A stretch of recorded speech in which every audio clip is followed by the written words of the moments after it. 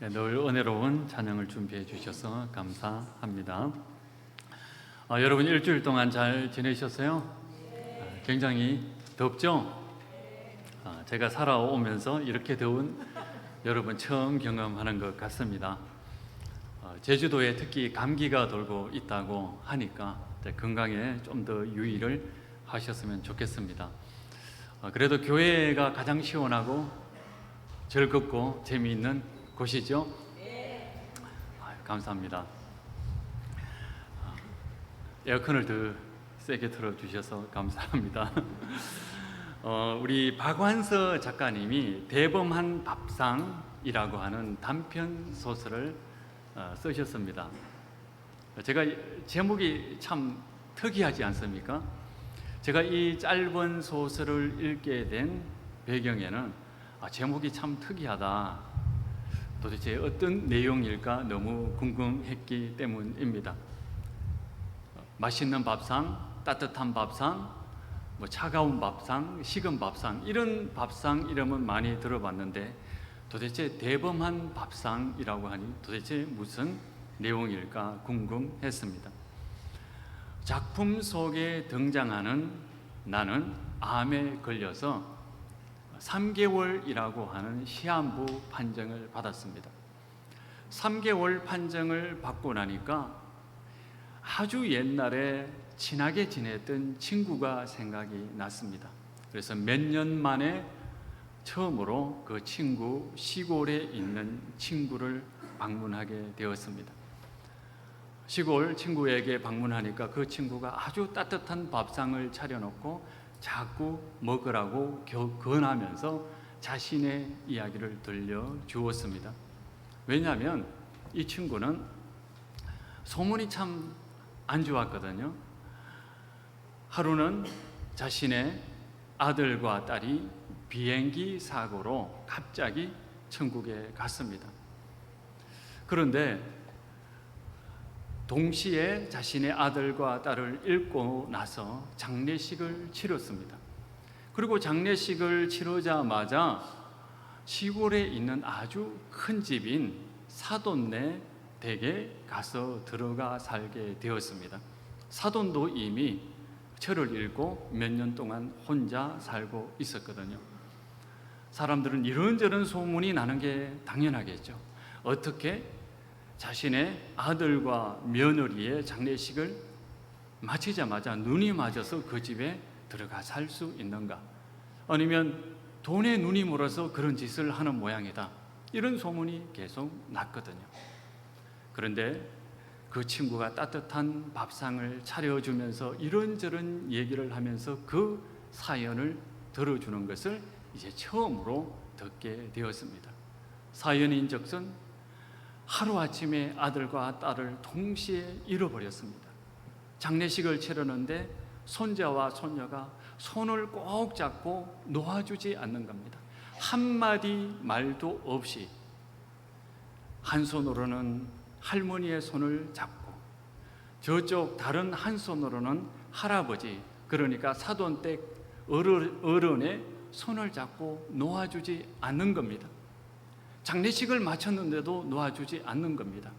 그래서 할 수 없이 이 친구는 시골에 있는 사돈댁에서 함께 살게 되었습니다. 몇 년 전에 이제 사돈댁도 하늘나라로 올라가고 이제 손자, 손녀도 잘 성장해서 유학을 떠나게 되었다고 합니다. 그러면서 이제 마지막 소원은 그 손자, 손녀가 이 고향 산천만큼은 잊지 않았으면 좋겠다, 그런 이야기를 들려줍니다. 왜 이 소설의 제목이 대범한 밥상이라는 것인지 알겠죠? 사회적 관습, 풍습, 다른 사람의 눈, 이런 것들을 다 물리치고 손자, 손녀를 살려야 되겠다, 자신의 손을 꼭 잡고 놓아주지 않는 이 손자, 손녀를 키워야 되겠다라고 하는 그 마음으로 밥상을 차렸고 그 밥을 먹고 자란 손자, 손녀가 이제 훌륭하게 유학을 떠나게 된 것입니다. 때로는 한 사람을 키우기 위해서는 한 사람의 생명을 살리기 위해서는 대범한 밥상을 차릴 필요가 있습니다. 오늘 본문 내용도 바로 대담한 행동을 한 여인에 의해서 한 사람이 살아나는 그런 기사입니다. 뿐만 아니라 이 가나안 여인의 대담한 행동이 예수님을 크게 도왔다는 내용입니다. 때로는 우리의 믿음이 사람에게 유익할 뿐만 아니라 하나님께도 유익을 줄 수 있다는 내용입니다. 이 이야기를 들으니까 좀 당황스럽지 않습니까? 어떻게 하나님께서 사람이 하나님을 유익되게 할 수 있단 말인가? 사람이 어떻게 하나님을 하나님께 유익을 줄 수 있단 말인가? 이런 생각을 하게 됩니다. 마르틴 행엘이라고 하는 분이 하나님은 되어감 속에 있다라는 그런 책을 썼습니다. 하나님이 되어감 속에 있다? 좀 이상하지 않습니까? 우리는 배웠습니다. 하나님은 변함없는 분이시다. 움직이는 그림자도 없으신 분이 하나님이시다라고 배웠거든요. 그런데 하나님은 되어감 속에 있다라고 하니까 어떤 생각이 듭니까? 하나님도 변하는가? 하나님도 성장하는가? 하나님도 설득을 당하는가? 라는 생각을 하게 됩니다. 맞습니다. 하나님은 변함없으신 분입니다. 정확하게 말하면 하나님은 우리를 사랑하시는데 그 사랑은 변함이 없으신 분입니다. 우리가 어떠한 상황 속에서도 우리의 마음이 어떠하든지 하나님은 우리를 늘 사랑하시는 분입니다. 그런데 하나님은 우리를 늘 변함없이 사랑하시기 위해서 자기 자신을 변화시키시는 분입니다. 자기 자신이 변하지 않고 누군가를 사랑하는 것은 불가능합니다. 하나님은 변함없이 우리를 사랑하시고 사랑하시기 위해서 자기 자신을 변화시키는 분이 바로 하나님입니다. 오늘 본문 내용은 두 사람이 만나는 이야기입니다. 사회적 관습으로는 도저히 만날 수 없는 그런 만남입니다. 유대인 남자인 예수님과 가나안 여인이 만났다는 그 사실이 놀랍기만 합니다. 그런데 이 두 사람의 만남으로 한 사람이 살아납니다. 그리고 더 중요한 것은 뭐냐면 예수님과 가나안 여인이 만남으로써 두 사람 다 모두 변했다는 사실입니다. 오늘 본문을 이해하기 위해서는 오늘 본문 앞에 바로 앞에 어떤 일이 있었던가를 되짚어 볼 필요가 있습니다. 예수님은 바리새인들과 논쟁을 합니다. 무엇이 이 세상에 생명을 가져다 주는 진리인가? 바리새인들과 사두개인들은 사회적인 관습과 타성에 젖은 사람들입니다. 그들이 가르치는 가르침은 죽어 있고 뻣뻣한 것이기에 이 세상 어떠한 곳에서도 생명을 일으킬 수 없는 낡은 관습이었고 낡은 진리였습니다. 그들은 사람들을 생명의 길로 인도하는 데 관심도 없었고 생명의 길로 인도할 능력도 없었고 오히려 생명으로 가는 길을 가로막고 있는 사람이었습니다. 그런 사람들과 논쟁을 하는 예수님은 얼마나 답답했겠습니까? 또한 예수님 주위에는 늘 헤롯이 보낸 비밀 경찰이 움직이고 있었습니다. 헤롯은 늘 자신의 정권을 유지하는 데 관심이 많았기 때문에 비밀 경찰을 운영하는 것으로 유명했습니다. 비밀 경찰들은 예수님 주위를 따라다니면서 예수님의 일거수일투족을 다 헤롯에게 보고했습니다.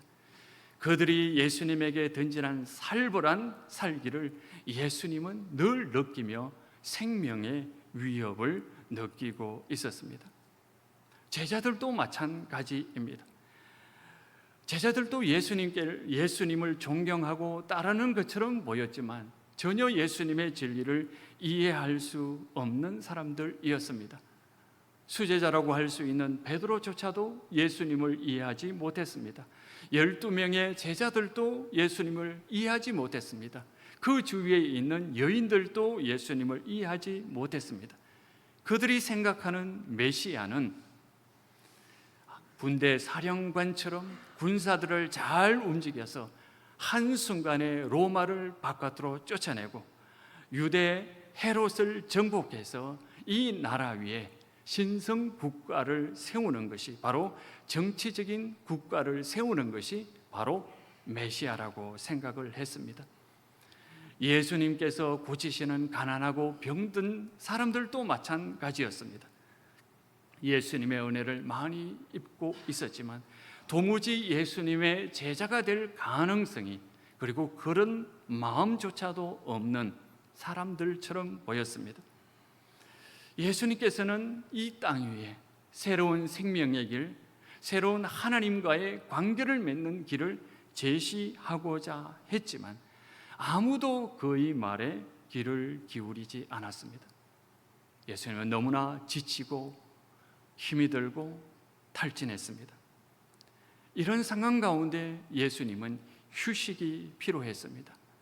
이 유대를 벗어나서 홀로 기도하며 홀로 사색하며 도대체 내가 무엇을 어떻게 해야 되는지 다시 한번 가다듬을 필요가 있다고 느꼈습니다.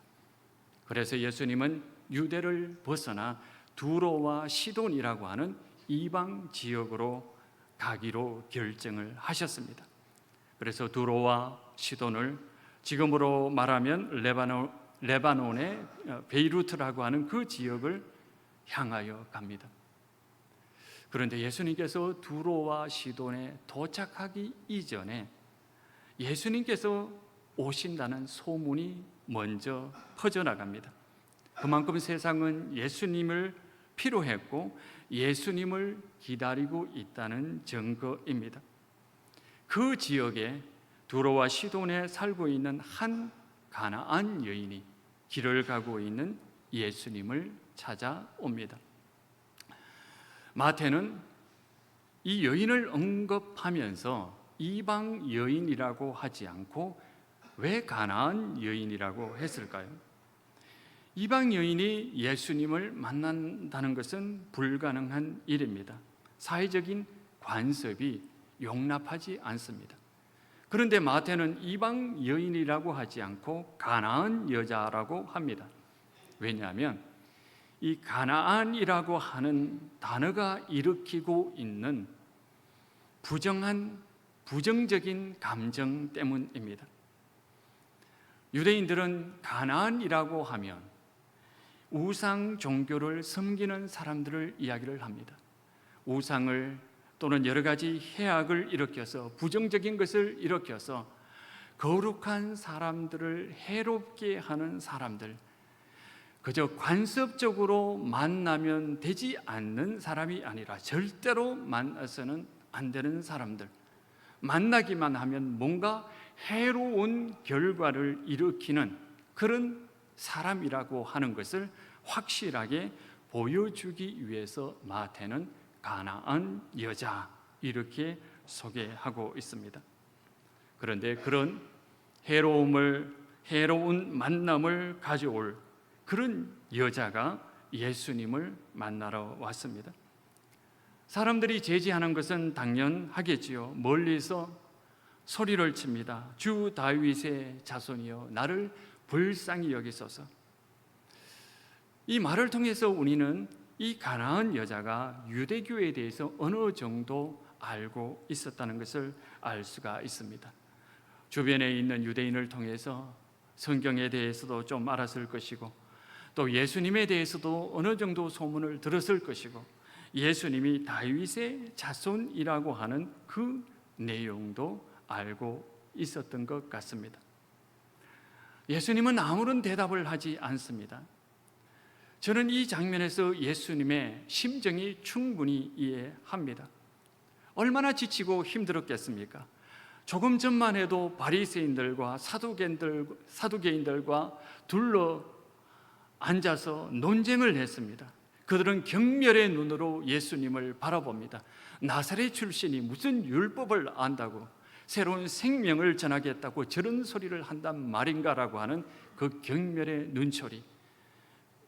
헤롯의 비밀 경찰이 자신의 주위를 돌면서 어떻게 하면 저 불온한 사람을 처단할 수 있을까라고 호시탐탐 노리고 있는 그 모습, 또 아무리 가르쳐도 조금의 진척도 없는 자신의 제자들의 그 모습, 그리고 가난하고 병든 사람을 고쳐주었지만 도무지 하나님의 일꾼이 되겠다라고 하는, 하나님의 자녀가 되겠다라고 하는 그런 가능성이 조금도 보이지 않는 그런 사람들 가운데서 있었던 그 예수님의 심정, 그것이 너무 힘들어서 유대 땅을 벗어나는데 이제 조금 쉬려고 하는데 이방 여인이 찾아와서 다윗의 자손이여 나를 도와주소서라고 외치니까 예수님의 심정은 더 힘들고 어려웠을 것입니다.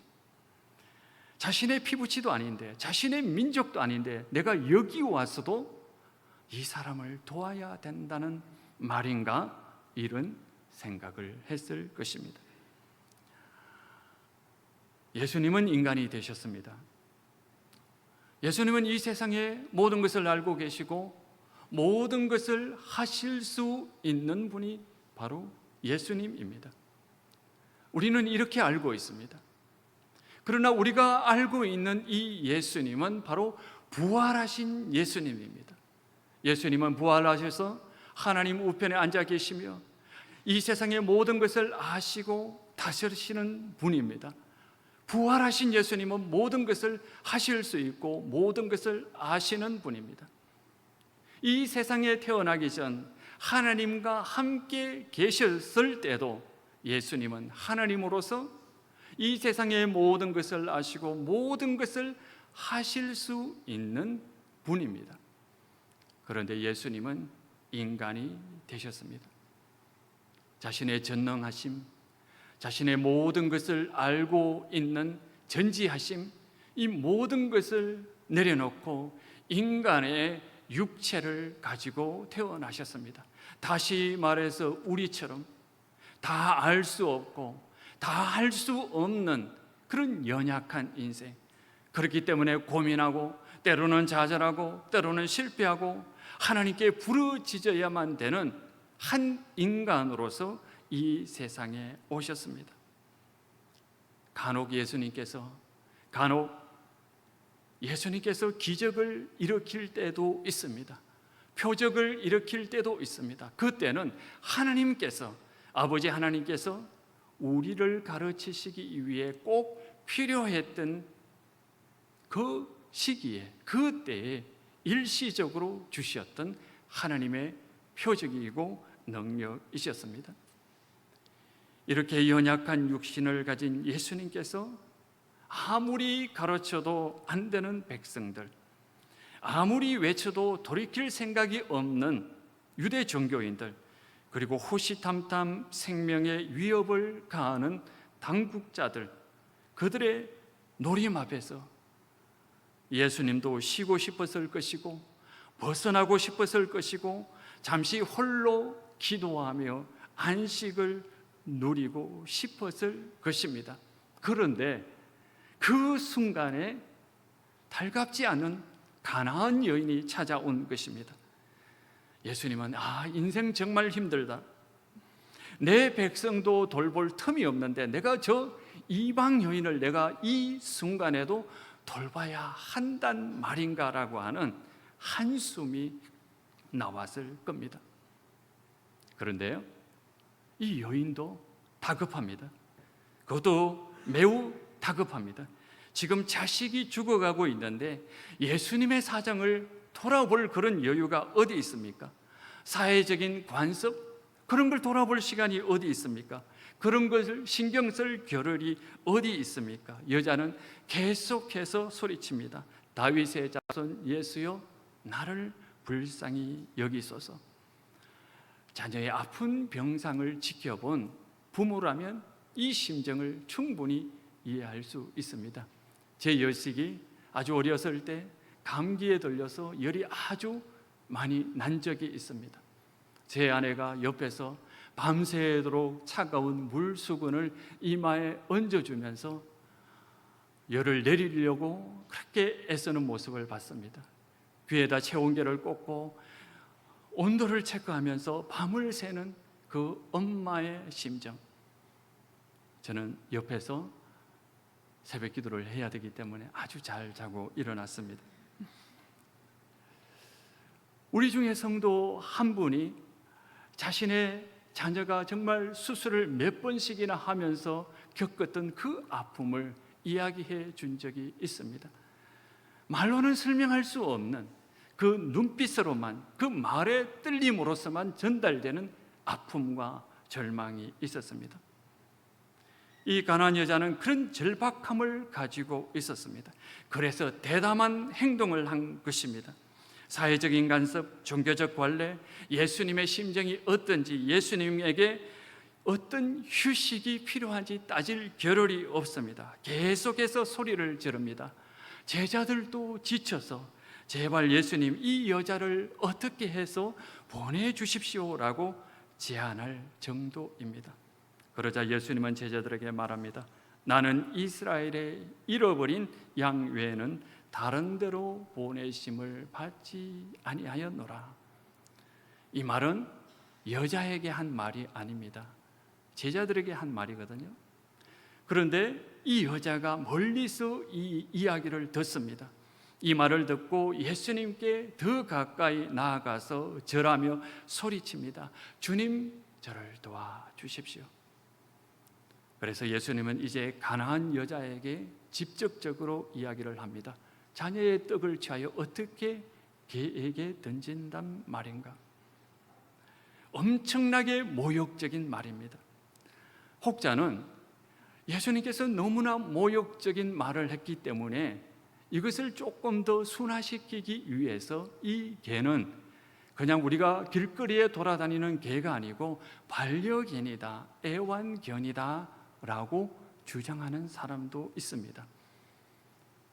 잘못된 말입니다. 그 당시에는 애완견, 반려견 그런 개들을 구분하지 않았습니다.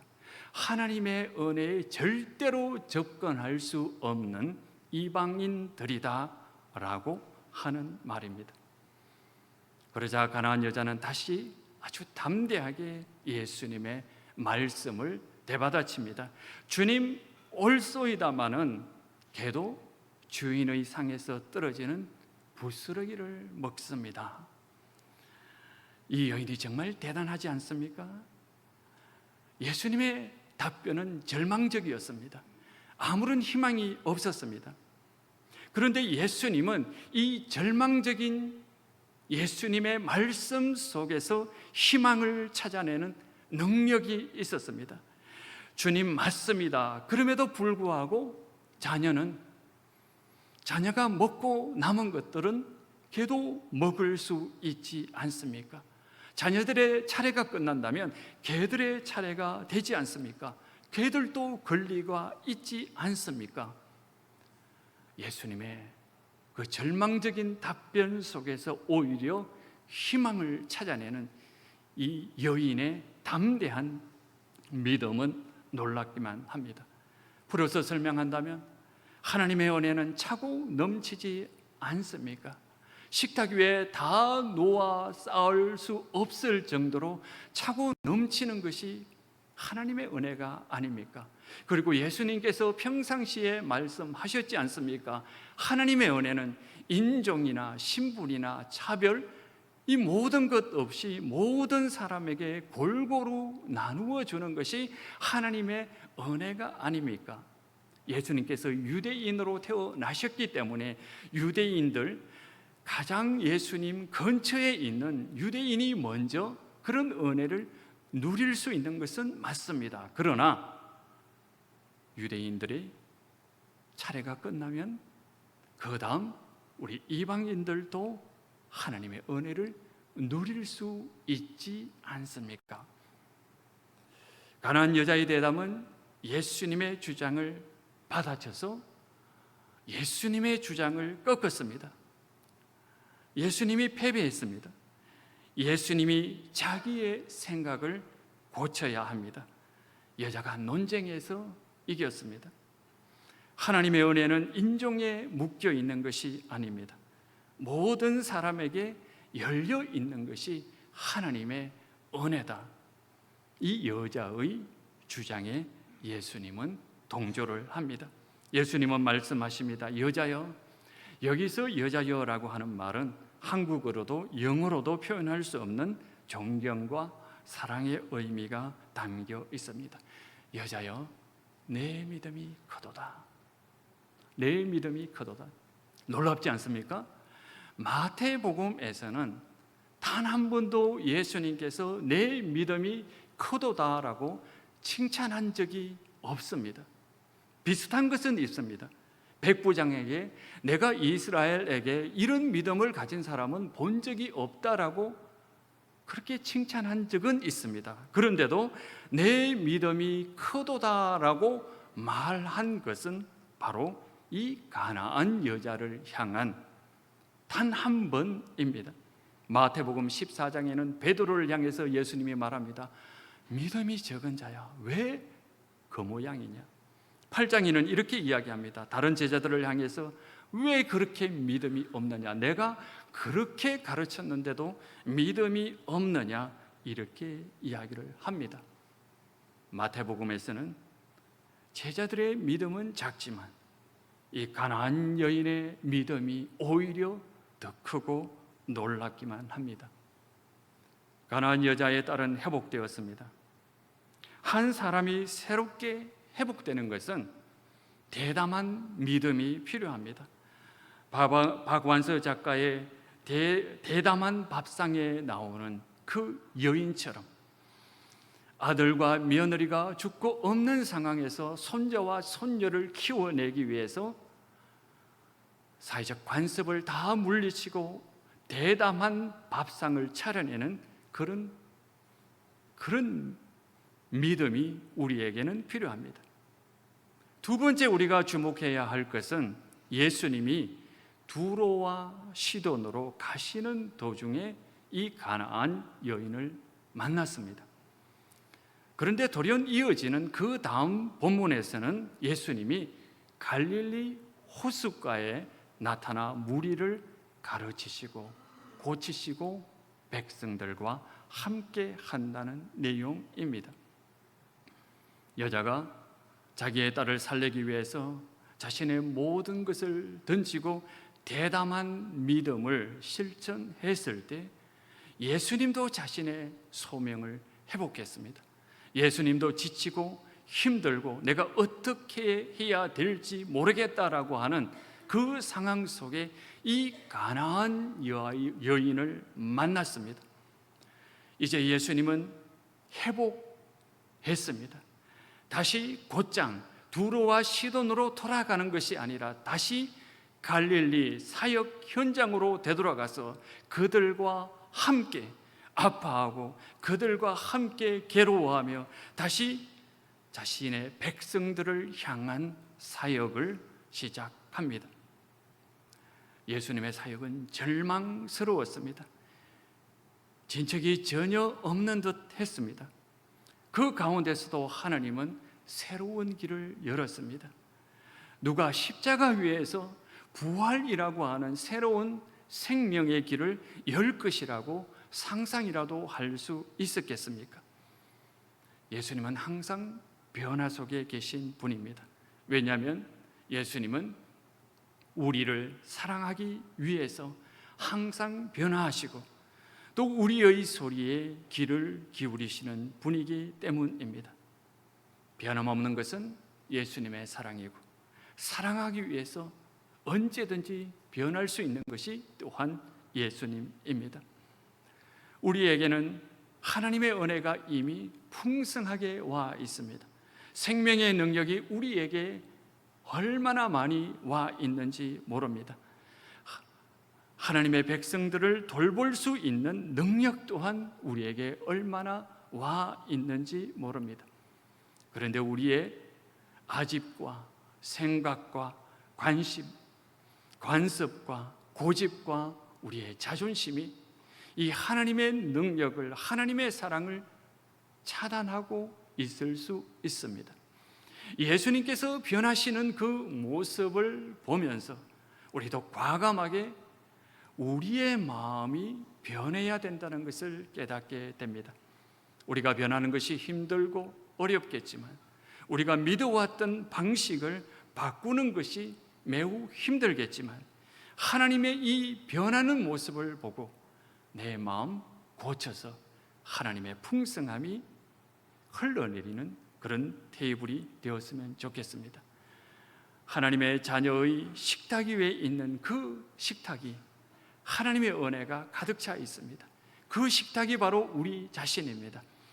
그 식탁을 차고 넘치도록 주셨던 이 하나님의 은혜가 우리의 간섭과 아집과 우리의 고집과 우리의 나쁜 버릇으로 묶여 있다면, 우리가 우리 자신을 되돌아보면서 우리가 무엇을 고치며 무엇을 없애야만 이 은혜가 우리 가운데 더 풍성하게 일어날 것인지 돌아보고 결단하고 회개하며 나가는 우리들이 되었으면 좋겠습니다.